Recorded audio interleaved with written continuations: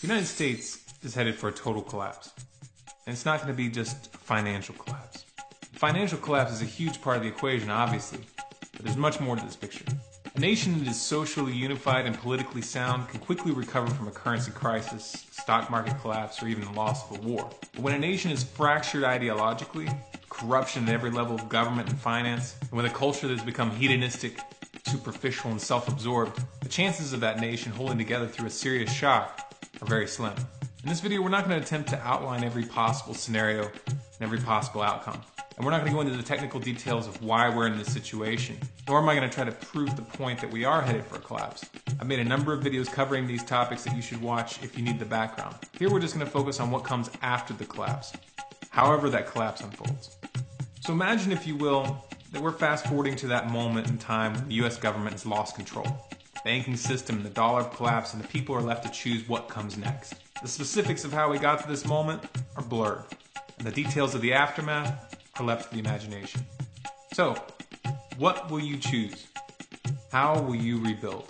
In our previous video, I put forth a challenge to tell us how you would replace the current system if you managed to topple the US government. I asked this question to illustrate a point, which is that even among those who want to see this current regime removed from power, there's no consensus as to what should come next.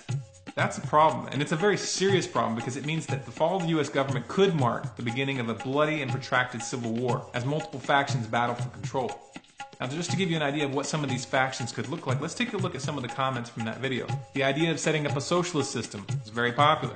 This came in multiple varieties, ranging from anarcho-socialist to a socialist republic. There was also quite a few people who wanted to institute a resource-based economy.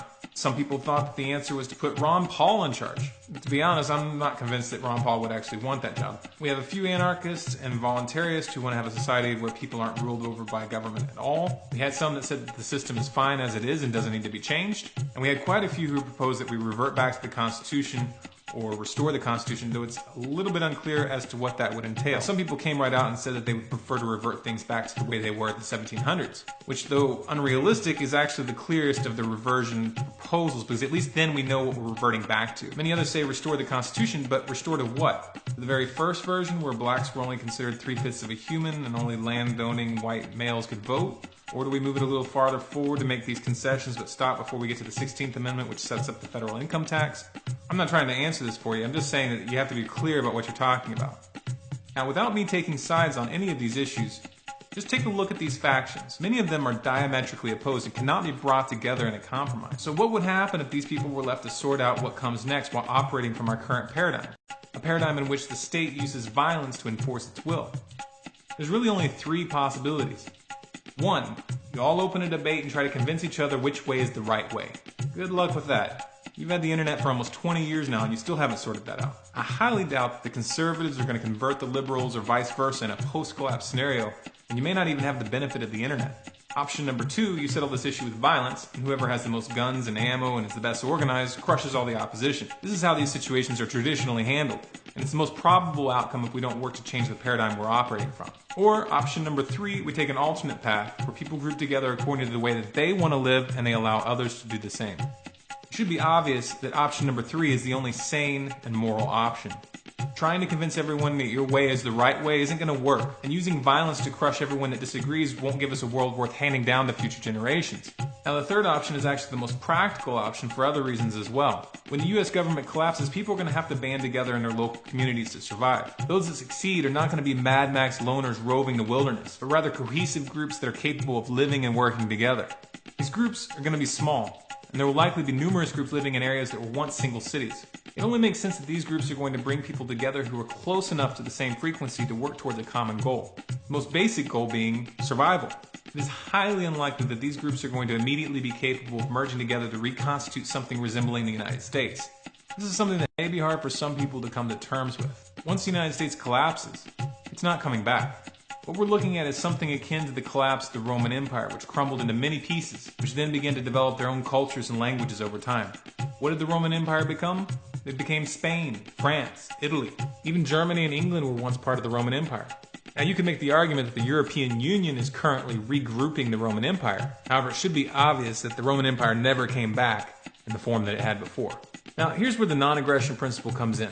There is no way that we're all going to come to an agreement as to how we want to live. But that's okay. as long as we can agree to at least not use violence to impose our way of life onto others.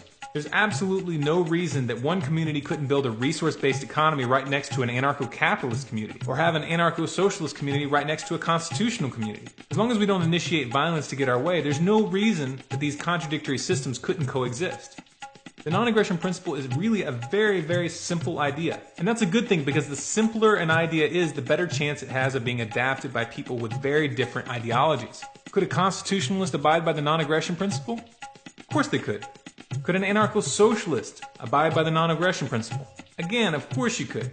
Now, on the other hand, if you come from an ideology that does insist that you have the right to initiate violence against non-violent people to get them to do what you want, then yes, we have a problem. And that's why I keep bringing it back to this concept. The non-aggression principle is the only way that communities of humans can live together without becoming totalitarian. Now, if the non-aggression principle is agreed upon between the communities, then those communities can grow into federations which exchange resources and provide for common defense. You can think of these like states in our current system, except that member groups would be much smaller, much more autonomous, and there would be no central power like the federal government imposing its will over the group. If you organize like this, then you wouldn't need to come up with a single right way to live. We could each choose how we want to live and let others choose what they want. If the community down the road wants to try out socialism, then great, have at it, as long as they don't try to push it on their neighbors. If you really think about it, this is the only sane way to organize when a population is culturally divided. An additional benefit of this approach is that rather than monoculturing culture, which is what we do right now, you would actually have a choice. You would have real diversity of systems, and we could let these experiments play themselves out and find out what works. And maybe, just maybe, somebody will come up with something that works better than what we have right now. What I'm talking about here is dealing with culture the way we deal with technical inventions. When something works, it's imitated. When something fails, we don't all have to repeat those mistakes. The problem with our current paradigm is we force everybody into the same experiment. So when one experiment fails, the whole system fails. Now, I've tried to come up with a label for this concept. I've considered the term federated voluntarism and voluntary federationism. To be honest, both of them sound a little bit clumsy to me. What are your thoughts? How would you rebuild? My challenge to you is to answer in a video response, but with one condition. You have to answer the question of how you would deal with people who don't want to go down the same path. Would you use violence to force those people to comply? Would you create a system of law enforcement to have others carry out that violence for you? Be honest here. Don't skirt around the question. Bonus points if you can come up with a better name than voluntary federationism or federated voluntarism. If you want more content like this, be sure to subscribe to this channel, Storm Clouds Gathering, on YouTube. For lots of other bonus content, be sure to follow us on Facebook at facebook.com/stormcloudsgathering and on Twitter at Collapse Updates. And of course, our website is stormcloudsgathering.com.